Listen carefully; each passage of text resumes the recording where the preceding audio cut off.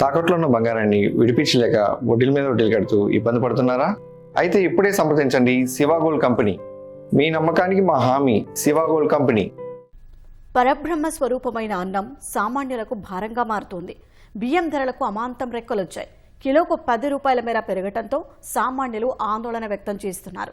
గతేడాది పండిన పంటను ప్రభుత్వం ఎక్కువ మొత్తంలో కొనడం వల్ల రైతుల వద్ద ధాన్యం లేకుండా పోయింది. దీంతో ధాన్యానికి డిమాండ్ పెరగడంతో బియ్యం ధరలు పెరిగాయి.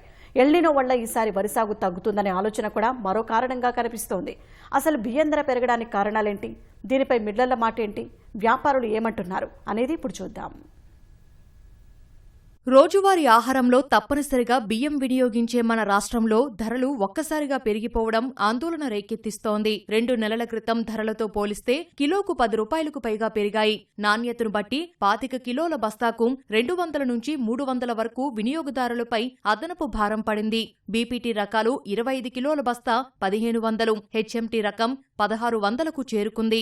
ధాన్యం లభ్యత తగ్గడంతో ధరలు పెరిగినట్లు తెలుస్తోంది. 75 కిలోల ధాన్యం బస్తా ఇప్పుడు రకాలను బట్టి 2500 నుంచి 2800 రూపాయల వరకు ఉంది. ప్రభుత్వం ఈ ఏడాది రైతులకు మంచి ధర ఇచ్చి ధాన్యం కొనుగోలు చేసింది. కృష్ణా డెల్టాలో ఎక్కువగా సాగు చేసే బీపీటీ రకాల్ని కూడా కొనుగోలు చేసి పౌర సరఫరాల శాఖకు మళ్లించింది. ప్రభుత్వానికి అమ్మగా మిగిలిన ధాన్యాన్ని రైతులు వ్యాపారులకు విక్రయించారు.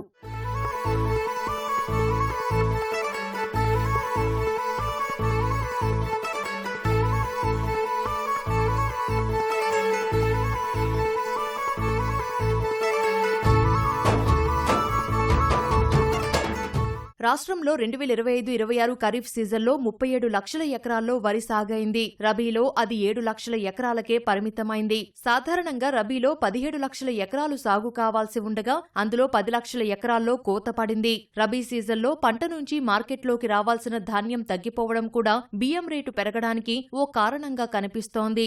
దీనికి తోడు ఈ ఏడాది విదేశాల నుంచి నాన్ బాస్మతి రకానికి డిమాండ్ పెరిగింది. ముంబై వ్యాపారులు ఏపీ నుంచి ఎక్కువగా బియ్యం కొనుగోలు చేసి విదేశాలకు ఎగుమతి చేస్తున్నారు. దీనివల్ల మిల్లర్ల వద్ద నిల్వలు తగ్గిపోతున్నాయి.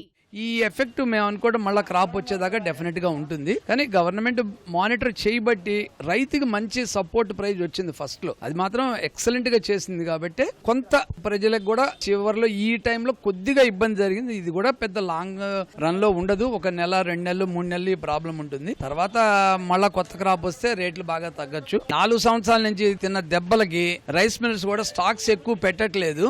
అది కూడా ఒక రీజన్. మన ఆంధ్ర ప్యాడీకి ఎక్కువ గిరాకు ఉంది, ఎక్స్పోర్ట్ ఉంది. ఎక్స్పోర్ట్ ఉండడం ఏంటంటే 2800 రూపాయలైంది బస్తా. స్టార్టింగ్ లో 2200 ఉన్న ధాన్యం బస్తా 2800 రూపాయలైంది. సో ఈ రేట్లో కొని అమ్మినా కూడా మిల్లర్కి ఇప్పుడు గిట్టుబాటు కాదు. ఇంకో కారణం ఏంటంటే గవర్నమెంటే సన్నోట్లని కొనేసేసి గోడౌన్లో స్టోరేజ్ చేసుకుంది.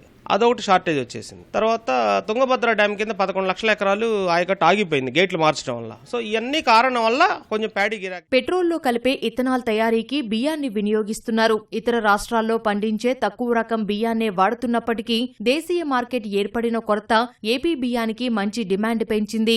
ఇతర రాష్ట్రాల వారు మన బియ్యాన్ని కొనుగోలు చేయడం కూడా ఇక్కడ ధరల పెరుగుదలకు కారణంగా చెబుతున్నారు. ఎల్నినో ప్రభావం వరి సాగుపై ఉంటుందనే హెచ్చరికలు వినిపిస్తున్నాయి. ఈ నేపథ్యంలో బియ్యం ధరలు పెరిగాయని వ్యాపారులు చెబుతున్నారు. ఈ ధరల నియంత్రణ అనేది మా చేతిలో ఉండదండి. మేము మిల్లర్ దగ్గర నుంచి కొనుక్కొని ఒక పావలా ₹10 వేసుకొని గిట్టుబాటు ధర వేసుకొని ఖర్చులు వేసుకొని అమ్ముతామండి. హెచ్ఎంటీ వాటి అట్లాంటి సన్నవీడు సరుకులకే పెరిగినాయండి బాగా రేట్లు. ఎందుకంటే ఆ పంట తక్కువ వచ్చింది, సెకండ్ క్రాప్ వేయలేదు చాలా మంది రైతులు. ఎలినినో ప్రాబ్లం అనేది మనకి ఈ సంవత్సరం ఇబ్బంది వచ్చిందండి. మన వాతావరణ శాఖ వాళ్ళ అనుకూలించి చెప్పారు వాళ్ళు. దాని వల్ల కూడా వెనకాల వచ్చే పంట లేదు అనేది ఒక ఐడియా వచ్చేస్తుంది ప్రజలకు కానీ రైతులకు కానీ. అన్ని రకాల కారణాల వల్ల ఈ సన్నవీడి సరుకులు మాత్రం బాగా డిమాండ్ వచ్చింది. ఉన్నవాళ్ళు మొత్తం అమ్మేసుకున్నారు. చివరిలో 1-2 దగ్గర ఉంటేనేమో అది 24 నుంచి 2500 ధర ధాన్యమే అమ్ముతుంది. 25 చిల్లరేమో పాతవి అమ్ముతున్నాయి. దీని మూలాన బియ్యం ధర కూడా గణనీయంగా పెరుగుతుంది. రాను రాను మాత్రం సంక్షోభంలో ఎదుర్కొనే పరిస్థితి వచ్చింది సార్. ఇక రాబోయే రోజుల్లో ఈ బియ్యం తెప్పించుకునే పరిస్థితి వచ్చింది. ఈస్ట్ వెస్ట్ నుండి కార్పొరేటు మిల్లుల నుంచి తెప్పించుకునే పరిస్థితి రాబోతుంది సార్. ప్రభుత్వం కూడా చర్యలు తీసుకుని అమ్మటే కొనిపించేసింది పెద్ద మిల్లుల చేత. అవన్నీ కూడా వెళ్ళిపోయినాయి రైతుల దగ్గర. ఇప్పుడు రైతుల దగ్గర కొంత సరుకు అయిపోయేటప్పటికల్లా ఉన్న రైతులు కొద్దో గొప్ప వాళ్ళు డిమాండ్గా అమ్ముకుంటున్నారు. దాన్ని బట్టి వాళ్ళ దగ్గర నుంచి మేము తీసుకొచ్చుకొని మేము ఒక రూపాయికి 10 పైసలు వేసుకొని అమ్ముకోవాల్సింది. ఎవరైనా వ్యాపారం జరగాలంటే కొద్దిగా అలా ప్రాఫిట్ వేసుకొని చేసుకోవాల్సింది. ప్రభుత్వం కొనుగోలు చేసిన ధాన్యాన్ని ఆడించి బియ్యాన్ని పౌర సరఫరాల శాఖ గోదాముల్లో ఉంచారు. కాబట్టి పేదలకు అందించే రేషన్ బియ్యం విషయంలో ఎలాంటి ఇబ్బంది ఉండదు. కానీ దుకాణాల్లో కొనేవారికి మాత్రం ధరభారం తప్పదు.